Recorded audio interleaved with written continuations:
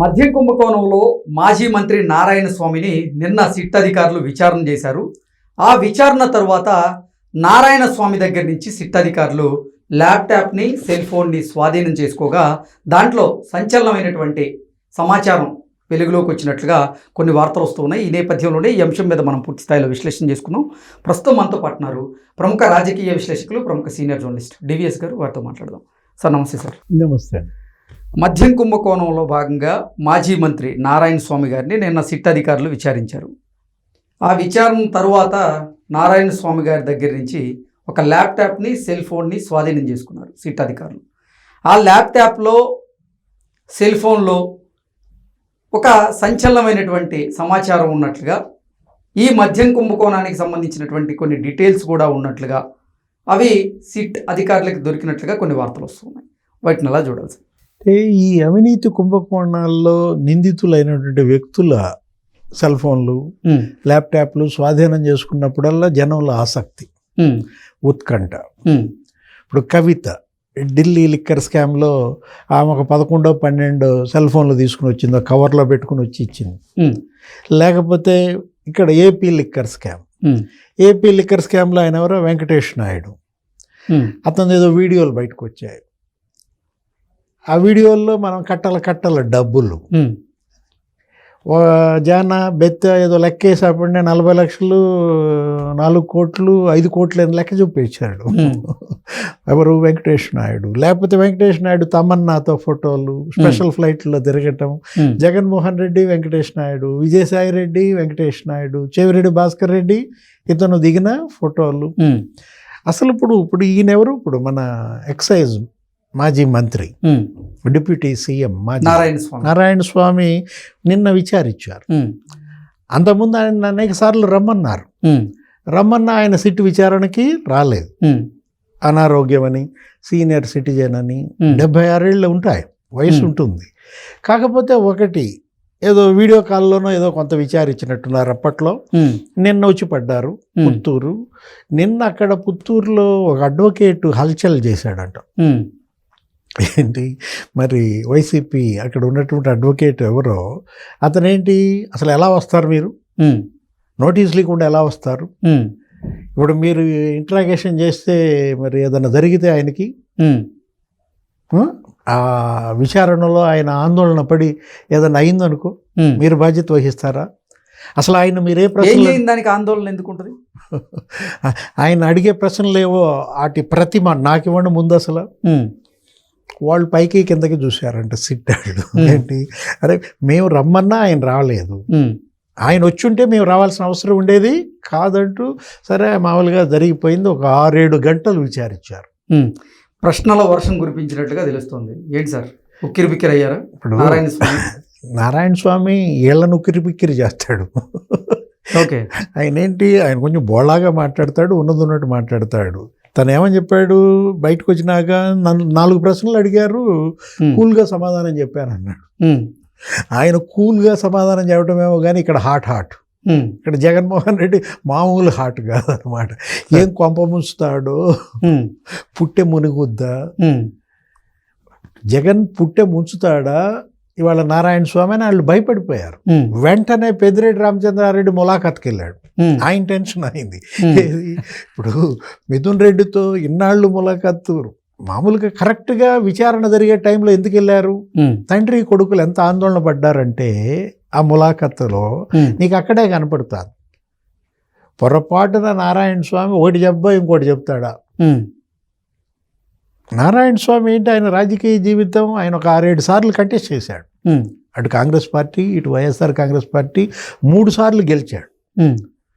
ఇప్పుడు చాలా కింద స్థాయి నుంచి ఆయన ఉన్నత స్థానానికి వచ్చాడు. ఇప్పుడు దళితుల్లో మరి ఆ స్థాయికి రావాలంటే చాలా కష్టం. ఎమ్మెల్యే కావటం, మంత్రి కావటం, మరి డిప్యూటీ సీఎం కూడా అయ్యాడంటే, డిప్యూటీ సీఎం మరి నీవు ఢిల్లీ డిప్యూటీ సీఎం అంటావు, నీతో ఒక సాగు కాదు మనీష్ సిసోడియా. ఇప్పుడు అక్కడ ఆయన జైలుకి వెళ్ళాడు. సేమ్ ఇదే కేసు, అది కూడా మరి లిక్కర్ స్కామే కదా. మరి ఇక్కడ డిప్యూటీ సీఎంగా పనిచేసిన నారాయణ స్వామి కూడా మరి మనీష్ సిసోడియా లాగా జైలుకి వెళ్ళక తప్పదా? అక్కడ అతను నరకం చూశాడు. సిసోడియా ఆయన అయితే అసలు మరి 18 నెలలు బయటకు వదలలా. ఆ తర్వాత కేజ్రీవాల్ని ఎత్తారు. సార్. ఏది ఫస్ట్ డిప్యూటీ సీఎం, తర్వాత ఢిల్లీ సీఎం, అక్కడ జైలుకి వెళ్ళిన దీంట్లో. ఇప్పుడు వారం రోజుల తర్వాత రమ్మన్నారు ఈయన్నేమి నేను లిఫ్ట్ చేయలేదు. ఈ వారం రోజులు మరి నిద్రలేని రాత్రులేనా? జగన్మోహన్ రెడ్డి 14 నెలల్లో కంటి నిండా నిద్రపోయే ఎరుగున. అంటే ఎందుకు తప్పు చేయడం? తప్పు చేయడం ఎందుకు? ఇప్పుడు ఈ విధంగా నిద్రలేని రాత్రులు గడపడం ఎందుకు? ఒకటి మీరు ఇంట్రోలో ఏమని చెప్పారు? ఆ ఫోన్ స్వాధీనం చేసుకున్నారు, ల్యాప్టాప్ స్వాధీనం చేసుకున్నారు, వాటిల్లో ఏమున్నాయి, మీరు నాకు ఆ విషయం చెప్పరేంటి అని అడుగుతాను. ఇప్పుడు వెంకటేష్ ఎటువంటి సమాచారం దొరికింది? ఈ లిక్కర్ కుంభకోణానికి సంబంధించినటువంటి సమాచారం దాంట్లో దొరికిందా లేదా? అసలు ఎటువంటి సంచలనమైనటువంటి విషయాలు వెలుగులోకి వస్తున్నాయి? ఏం జరుగుతుంది? అంటే ఆ నోట్ల కట్టల వీడియో చూసిన దగ్గర నుంచి నీకు మళ్ళీ అట్లాంటి వీడియోలు ఏమైనా బయటకు వస్తాయా? అంటే ఈతను బలిపశు చేశారు సార్. నారాయణ స్వామి భాగస్వామి కాదు, ఆయన ఏంటి బలిపశు అయ్యాడనమాట. ఓకే. జగన్మోహన్ రెడ్డి ధనదాహానికి బలి అయిన దళితుడిగా చూడాలి. ఎందుకంటే తనేం అందులో ₹1 తిన్నాడని నేనైతే అనుకున్నాను. ఇప్పుడు వాళ్ళందరికీ నెలకు 5 కోట్లు ఇచ్చారు.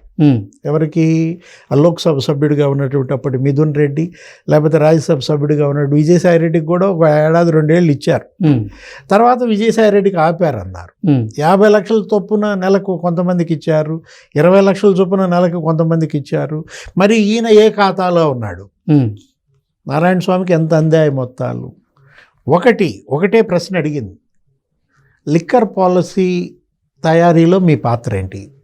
ఈ ప్రభుత్వ దుకాణాలు దీనికి సంబంధించి అంటే నాకేం తెలియదు, నాకేం సంబంధం లేదు, అంతా పైవాళ్ళ నిర్ణయం అన్నాడు.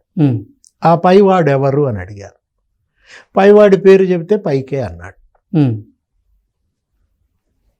నేను గనక పైవాడి పేరు చెప్పానంటే పైకి పోతాను అనగానే నీకు గుర్తొచ్చేది కేసిరెడ్డి రాజు.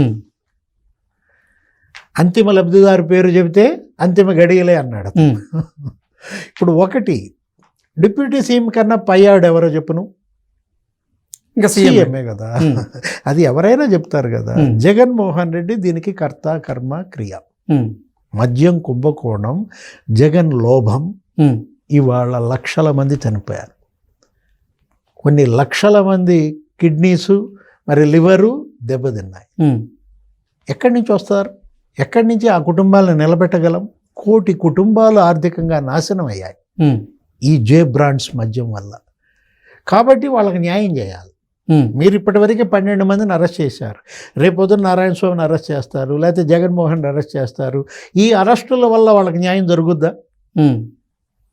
కాకపోతే గుణపాఠం, దోషులకు గుణపాఠం చెప్పడానికి అరెస్టులు దోహదపడతాయే తప్ప బాధితులకు న్యాయం చేయాలంటే మీరు నిన్న జప్తు చేశారే ఆ 125 కోట్లు ఫిక్స్డ్ డిపాజిట్లు, బ్యాంకులో సొమ్ము, లేకపోతే 30 ఎకరాల భూమి జప్తు చేశారు, ఇంకా జప్తు చేయాల్సినవి బోర్డులు ఉన్నాయి. ఇప్పుడు ఎంతమంది అరెస్ట్ అయ్యారు? దగ్గర 12-13 మంది అరెస్ట్ అయ్యారు.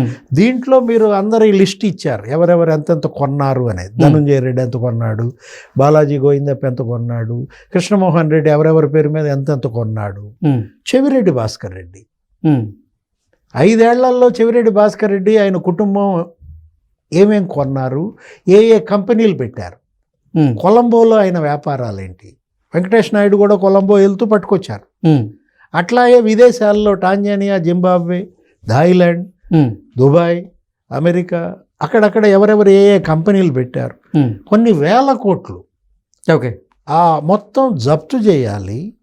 ఆ డబ్బు ఈ బాధిత కుటుంబాల సంక్షేమం కోసం ఉపయోగించాలి. Okay sir, thank you so much.